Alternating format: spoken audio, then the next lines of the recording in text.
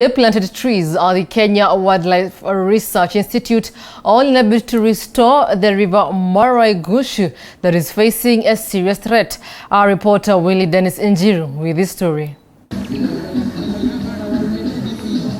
Efforts by the Kenya Wildlife Research and Training Institute in Naivasha to conserve the environment received a major boost after youths in Naivasha took part in a tree planting exercise at the institution that is split by a seasonal river, Maraigushu. The river we are adapting emanates from the Maraigushu Hills up in Naivasha and empties its water at Lake Naivasha. So with us adapting it, we are also looking at the end of the day, we also have helped the lake itself. We are trying to stabilize the banks of River Maraigushu using trees. We're only planting indigenous trees like acacias, like croton megalocarpus.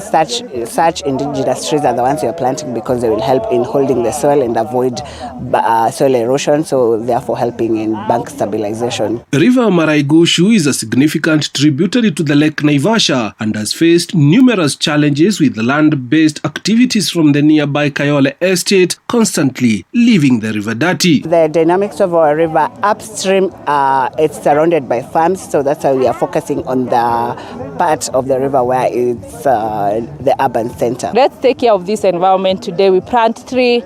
Some of us own cars, but we always want to park a car under the shade, but we don't want to plant a tree. Whatever is being done, it will come back to haunt us in future. So that's why we encourage people, let us take care of our nature today for a better tomorrow for our kids and for the coming generation. The waste collected from upstream in the neighboring crowded areas of Kayole is a health hazard to the aquatic life in the Lake Naivasha, with the recent cleanup consolidating over 2 tons and only 250 kilograms were recyclable. We are very excited to have done over 2,000 trees across this project, and we are happy about it. And we are really hoping that these trees grow to maturity.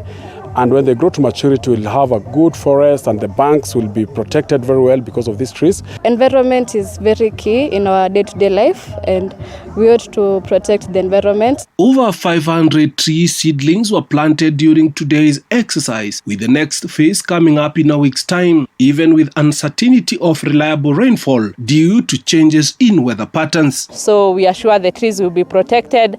At the same time, the animals living in this sanctuary will have food and we have birds.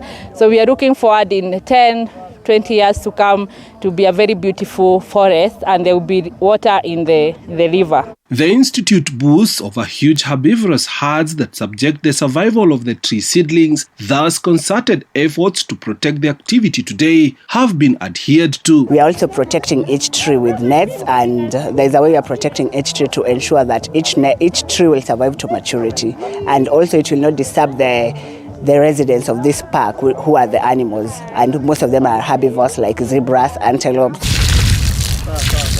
Nature can be very unforgiving and punitive if the future is not safeguarded today. Reporting for TV47 from the Kenya Wildlife Research Institute in Naivasha, Nakuru County, I'm Willie Dennis Njiru.